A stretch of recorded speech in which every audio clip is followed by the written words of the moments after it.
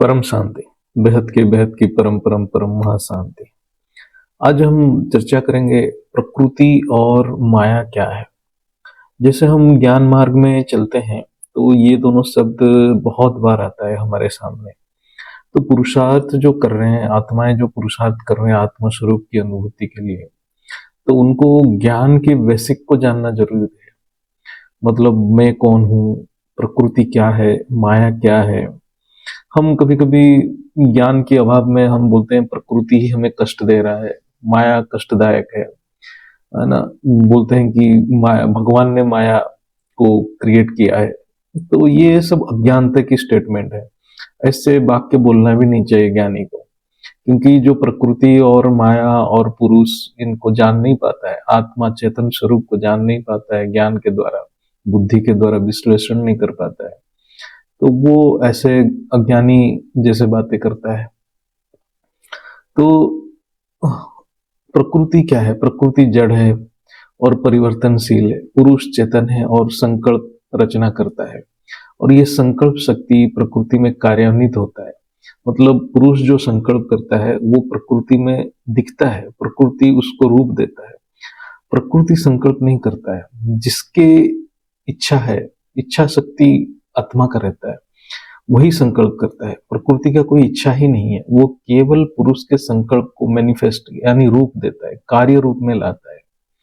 माया का अर्थ क्या है? जो अपने वास्तविक रूप में नहीं है, अर्थात जिसका ओरिजिनल रूप जो है वो रूप में ना रह के और किसी दूसरे रूप में रहने को ही माया कहते हैं। मतलब ओरिजिनल स्वरूप में ना रह के वो दूसरे कुछ अन्य स्वरूप में रहता है, उसी को माया कहते हैं। तो इस यहाँ पर समझना बहुत जरूरी है कि जो प्रकृति जो है वो अपना रूप बदलता है। ये जो प्रकृति परिवर्तनशील है और ये हर पल रूप बदलता है, यानी ये माया का कार्य कर रहा है। तो इसका कारण भी समझना पड़ेगा, क्यों प्रकृति रूप बदलता है। हर कार्य का कारण है, कारण जानोगे तो निवारण कर पाएंगे। माया यानी जो यथार्थ रूप में नहीं है, उसी को माया कहते हैं। ये हम जब बोलते हैं ब्रह्म सत्य जगत मिथ्या, तो ये मत सोचो कि जगत यानी सृष्टि का अस्तित्व नहीं है।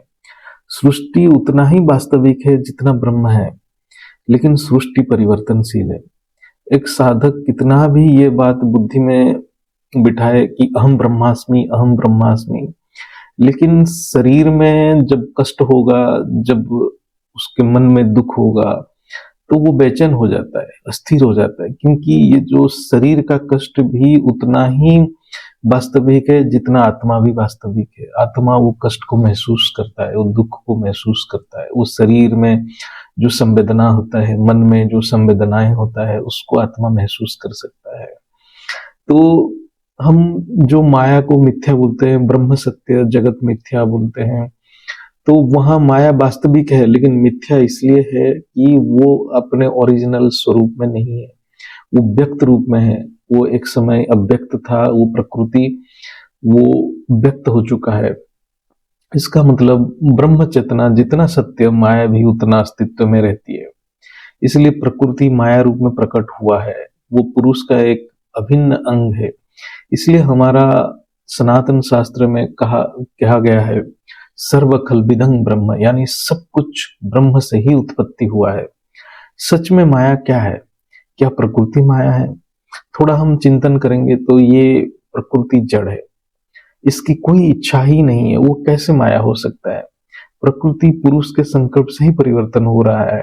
अर्थात जब चेतन पुरुष यानी आत्मा इच्छाओं से प्रवृत्त होकर यानी भोग के आवेश में संकल्प करता है, यानी अज्ञानता बस में जो भी संकल्प करता है, तो प्रकृति उस संकल्प को पूरा करने के लिए, रूप देने के लिए परिवर्तित होता रहता है। तो प्रकृति का मूल रूप में ना रहना का कारण है पुरुष का अज्ञानता। पुरुष का अज्ञानता बस में जो संकल्प से ही प्रकृति का परिवर्तन होता है। असल में चेतन पुरुष की अज्ञानता ही माया है। जब पुरुष ज्ञान से अपने स्वरूप और प्रकृति के मूल स्वरूप को जान लेता है और उस तत्वों का अनुभूति कर लेता है, तब माया का पर्दा हट जाता है। तो प्रकृति का मूल रूप यानी प्रकाशमय रूप प्रकट हो जाता है। मतलब जब माया हट जाता है, तब प्रकृति का मूल रूप मतलब उसका जो मूल स्वरूप वो प्रकट होता है, वो प्रकाशमय है। और पुरुष और प्रकृति एक है, वो ज्ञान पुरुष, चेतन पुरुष को पता चल जाता है, वो अज्ञानता से बाहर निकल आता है। ये माया जब तक रहता है तब तक रहता है जब तक ज्ञान का प्रत्यक्षता नहीं होता है। यानी केवल ये जानने से काफी नहीं कि पुरुष और प्रकृति एक है, ये तो सिर्फ शब्द में है, लेकिन इस ज्ञान को अंतःकरण में प्रत्यक्ष करना, वो प्रकृति के प्रकाशमय स्वरूप को प्रत्यक्ष रूप में देखना ही ज्ञान का प्रकट होना है। तब जाके माया से पुरुष या चेतन शक्ति माया रूपी प्रकृति से मुक्त हो पाएगा। ये बीज रूप स्थिति को प्रत्यक्ष, इसको बीज रूप स्थिति बोलते हैं, इसको लाइट माइट की स्थिति बोलते हैं। ये बीज रूप स्थिति को प्रत्यक्ष योग में अनुभूति करने से ही सृष्टि के सारे राज खोल जाते हैं। ये असल में राजयोग है। राजयोग के लिए बहुत अभ्यास करना पड़ेगा, ज्ञान का अभ्यास करना पड़ेगा, बुद्धि का योग है ये। असल में बेहद की ज्ञान में समझा जाए तो प्रकृति ही व्यक्त है, प्रकृति ही अव्यक्त से व्यक्त बनता है। यानी जो एक समय में अव्यक्त था, प्रकाशमय था, आज वो व्यक्त बन गया है। और फिर व्यक्त से अव्यक्त बनने को ही परिवर्तन कहते हैं। जो परिवर्तन की बात हम करते हैं, विश्व परिवर्तन, स्व परिवर्तन, मतलब हमारे जो प्रकृति जब अव्यक्त रूप में, प्रकाशमय रूप में प्रकट हो जाएगा, परिवर्तित हो जाएगा, उसी को असल में स्व परिवर्तन कहते हैं। क्योंकि पुरुष चेतना अपरिवर्तनशील है, यानी ये हर समय अव्यक्त रहता है, पहले भी था, आज भी अव्यक्त है। जब पुरुष ज्ञान को धारण कर लेता है तो उसके लिए व्यक्त प्रकृति अव्यक्त हो जाता है। असल में प्रकृति प्रकाशमय है। उस बात को ज्ञान से अनुभव करना ही ज्ञान का सार है। जो प्रकृति आज हम देख रहे हैं ये प्रकाश ही है। ये ज्ञान आत्मा जब साधना से, मतलब अपने पुरुषार्थ से प्रत्यक्ष कर लेता है तो माया जीत बन जाता है। माया जीत बनने का एक ही उपाय है कि ज्ञान को अंतःकरण में प्रत्यक्ष करना।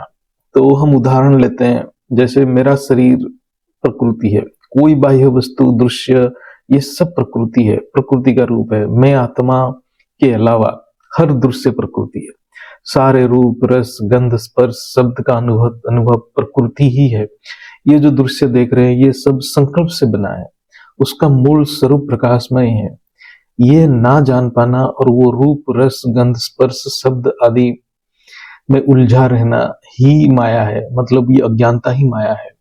सब कुछ बेहद की परम पुरुष यानी ऑलमाइटी अथॉरिटी के अधीन है। वो सर्वसमर्थ है, उसको जानने से सारे ज्ञान प्राप्त हो जाता है। वही असल में राजयोग है।